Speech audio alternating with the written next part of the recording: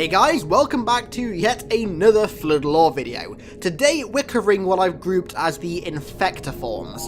So this includes infection forms, believe it or not, carrier forms, and something extremely important that I'd imagine quite a lot of people don't know too much about: Flood Spores.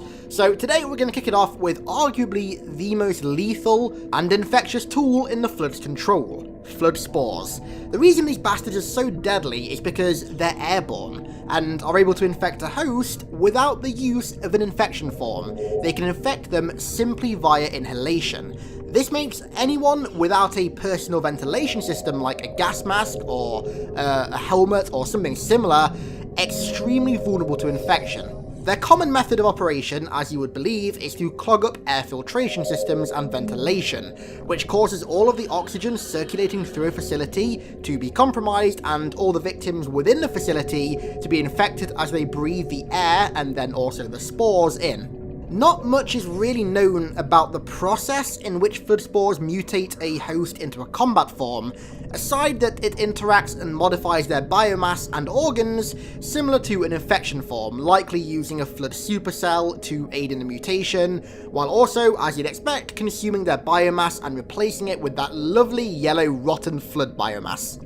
It's also been noted that infection via spores is significantly slower than by infection forms, and that the physical mutations and modifications that happen to a combat form, like the whip or the claw, might not actually happen. This is probably due to how slow infection via spores is, and that because of this, mutations like the whip take longer than the average lifespan of a combat form to actually be produced, and therefore we never see them. Flood spores are also used en masse by the Flood to infect certain locations, using things called spore mountains, which you can see on screen right now, to disperse large amounts of spores into the atmosphere really quickly, which allows for a quick conversion of a large area.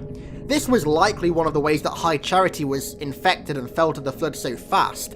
We can even see a load of Flood spores in the Halo 2 post-credit scene, and I'd imagine that a bunch of these infecting the air supply of a dense city with loads of organisms moving around and breathing in it wouldn't exactly end so well. I mean, hell, we saw how it ended. It ended pretty fucking disgustingly.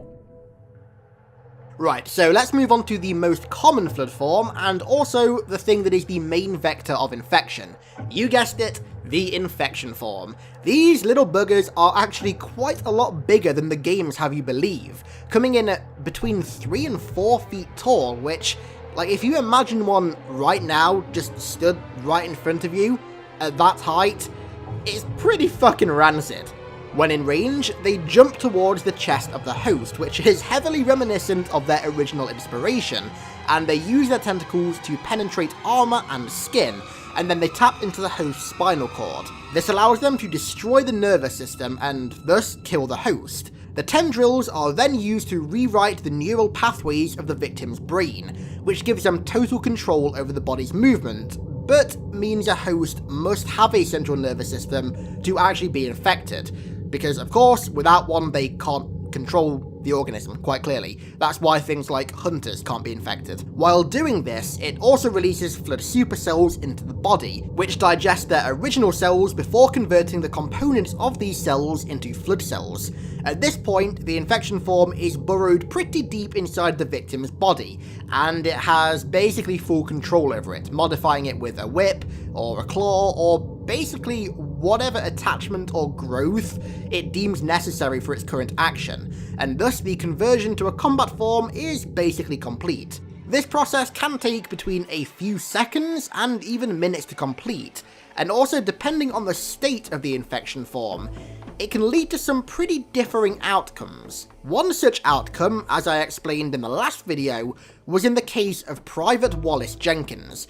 Now, it's unknown exactly why it happened, but when Jenkins was infected and turned into a combat form, he didn't die, per se. He had very little control over his body, but he could still talk, and managed to communicate with a group of ODSTs who had ultimately captured him to interrogate him. Sadly, well, actually, I say sadly, not exactly sadly considering he was going through an immense amount of pain, but Jenkins ultimately died when the Truth and Reconciliation crashed on Installation 04, but not after the infection form controlling him almost totally infected him, while also snapping his wrist and also the veins within it when he tried to overpower it.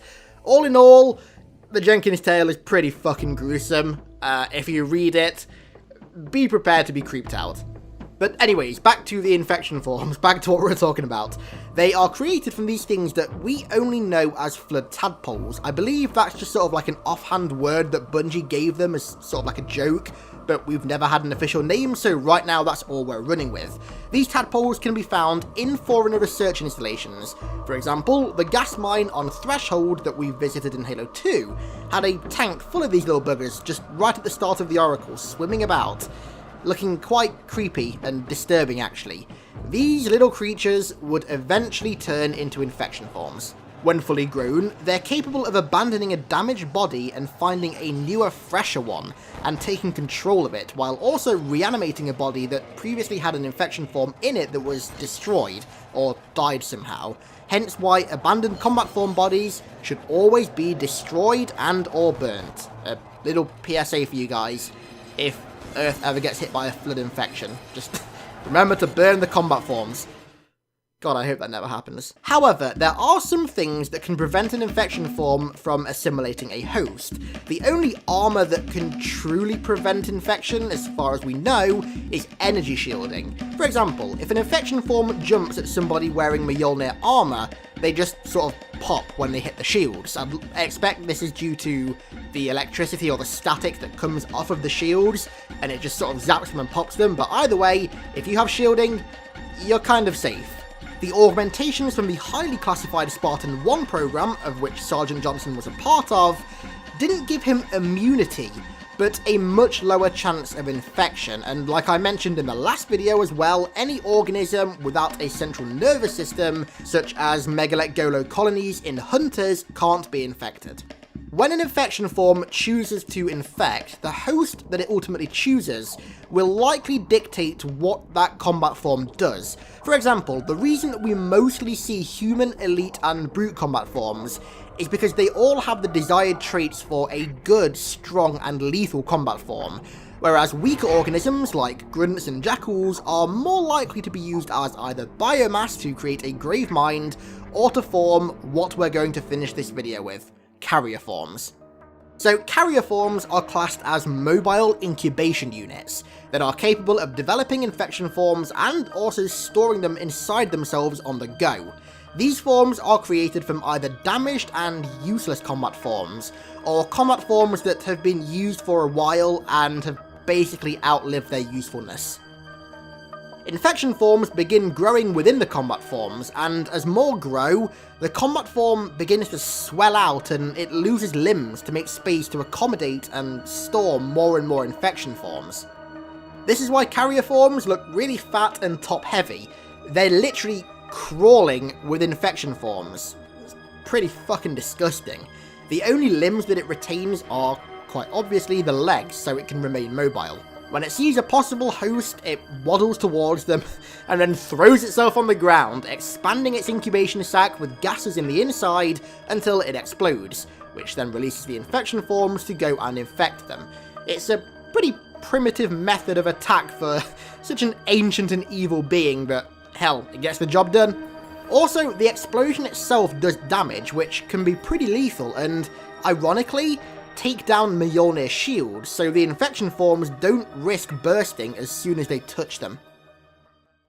So that's it for the infector forms. In the next video we're going to be covering the pure forms, and then, because the reception to this series has been so good, I might do one more on the different Gravemind forms, if there's enough demand of course. Let me know in the comments if you want to see that. I would certainly like to make that video, so let me know in the comments if you want to see that. Thanks a lot for watching, guys. I really appreciate the continued support, it means the world to me.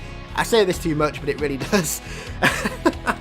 Anyways, thanks a lot for watching again, guys, and I'll catch you in the next one.